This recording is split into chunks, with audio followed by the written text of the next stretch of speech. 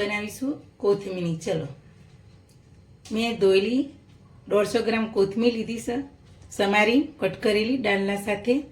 હવે 2 કટ કરેલા મરચાં, તમારે તીખું જોતા 2 મરચાં વધારે નાખવાના.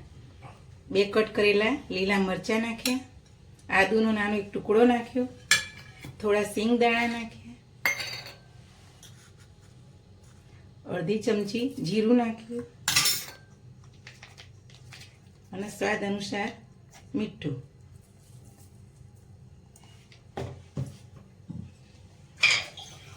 અડધી ચમચી આપણે લીંબુનો રસ નાખીશું અંદર. હવે આપણે મિક્સરમાં ચટણી તૈયાર કરી દઈશું. ચાલુ કરી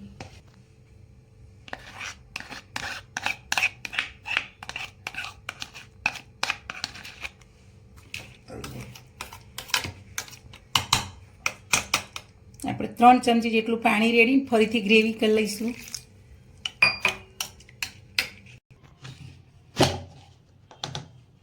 આપણી ચટણી તૈયાર થઈ ગઈ છે. ચલો કાઢી લઈએ બાઉલમાં.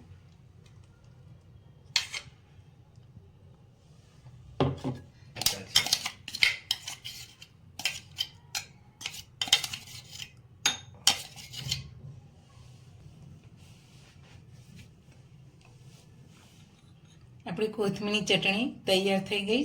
જો સરસ.